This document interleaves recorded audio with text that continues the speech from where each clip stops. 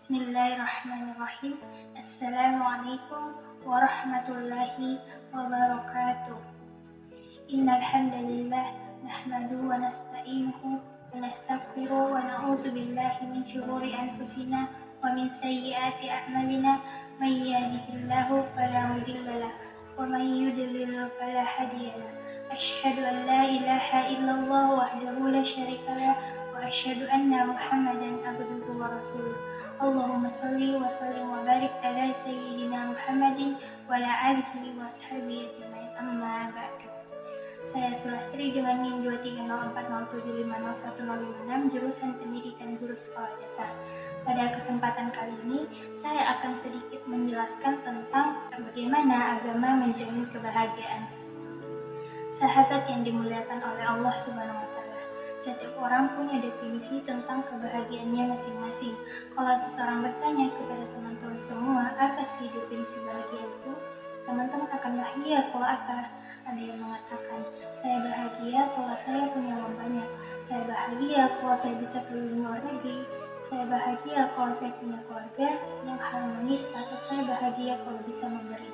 Ya, jadi banyak sekali yang bisa membuat kita bahagia. Tapi rata-rata biasanya orang menjawab yang disebut sebagai bahagia itu biasanya hal-hal yang bersifat material. Tapi tahukah teman-teman semua, Rasulullah SAW mengingatkan yang disebut sebagai orang yang bahagia, orang yang kaya adalah orang yang apa? Dalam hadis Bukhari Muslim dijelaskan yang dinamakan orang yang kaya, orang yang bahagia bukanlah mereka yang memiliki banyak harta atau memiliki kemewahan dunia lainnya. Namun yang dinamakan orang-orang yang kaya dan bahagia adalah mereka yang punya hati yang selalu merasa cukup. Itu yang disebut sebagai orang yang bahagia. Sahabat yang dimuliakan oleh Allah Subhanahu wa Ta'ala, bahagia itu adalah sebuah pikiran atau perasaan yang ditandai dengan rasa kecukupan, kepuasan serta cinta terhadap suatu hal. Sedangkan bahagia menurut pandangan Islam adalah ketika kita sebagai umat muslim dapat mempertahankan keimanan atau keyakinan dan mampu menjalankan perilaku yang sesuai dengan keyakinan tersebut. Tentu hal ini berkaitan dengan sejauh mana kita yakin terhadap ketentuan-ketentuan yang Allah Subhanahu wa Ta'ala berikan di setiap langkah kehidupan kita.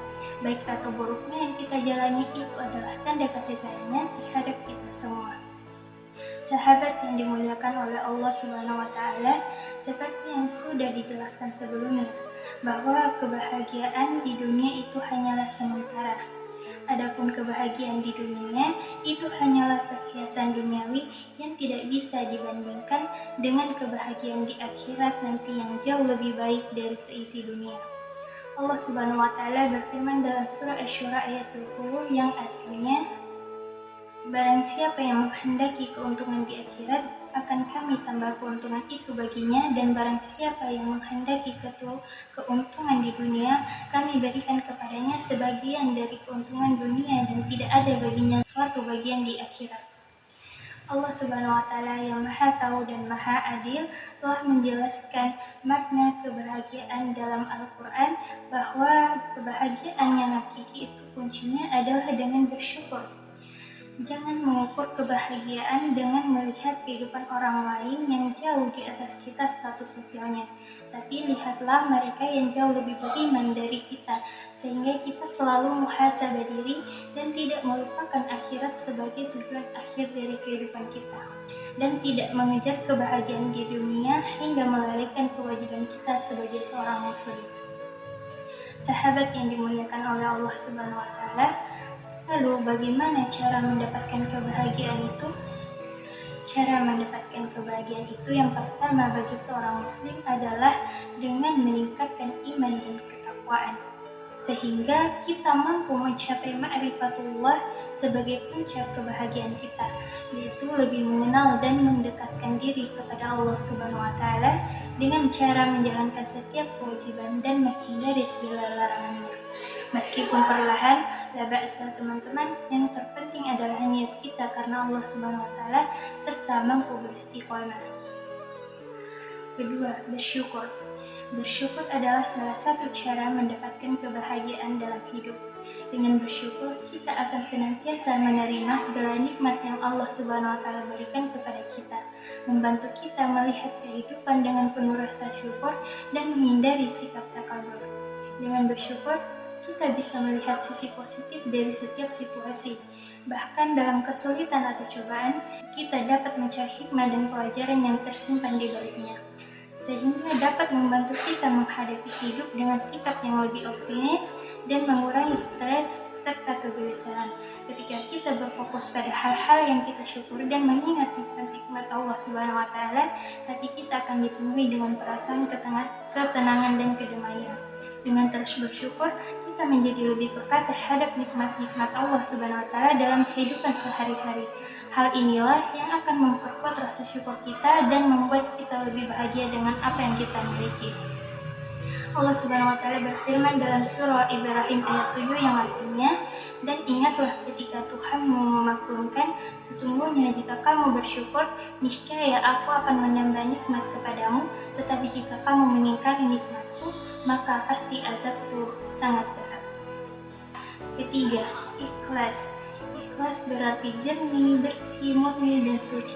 Sebaliknya, jika di dalam hati terdapat rasa ingin didengar oleh orang lain, pamer, dan membanggakan diri, artinya kita belum termasuk golongan orang yang ikhlas. Ikhlas merupakan wujud pengabdian manusia kepada Allah Subhanahu wa Ta'ala, di mana setiap perbuatan yang hanya ditujukan untuk mendapatkan ridho Allah tanpa mengharapkan pujian manusia. Allah Subhanahu wa Ta'ala berfirman dalam surah Al-An'am yang ayat 162 yang artinya, katakanlah Muhammad, sesungguhnya sholatku, ibadahku, hidupku, dan matiku hanyalah untuk Allah, Tuhan seluruh alam. Keempat, tawakal. Tawakal adalah membebaskan diri dari segala ketergantungan selain Allah dan menyerahkan semua keputusan atas segala sesuatunya hanya kepada Allah Subhanahu wa Ta'ala. Allah Subhanahu wa Ta'ala berfirman dalam surah At-Talaq ayat 3 yang artinya, dan memberinya rezeki dari arah yang tidak disangka-sangkanya, dan barang siapa yang bertawakal kepada Allah, niscaya Allah akan mencukupkan keperluannya. Sesungguhnya Allah melaksanakan urusan yang dikehendakinya, sesungguhnya Allah telah mengadakan ketentuan bagi tiap-tiap sesuatu. Kelima, berbuat kebaikan. Berbuat baik kepada seseorang itu wajib, terlebih kepada sesama muslim. Haruslah berbuat baik dan menyebarkan kebaikan. Ketika kita berbuat baik kepada seseorang, maka kebaikan itu akan berbalik kepada diri kita sendiri. Allah Subhanahu wa Ta'ala berfirman dalam surah Al-Isra ayat 7 yang artinya, jika kamu berbuat baik, berarti kamu berbuat baik untuk dirimu sendiri. Dan jika kamu berbuat jahat, maka kerugian kejahatan itu untuk dirimu sendiri.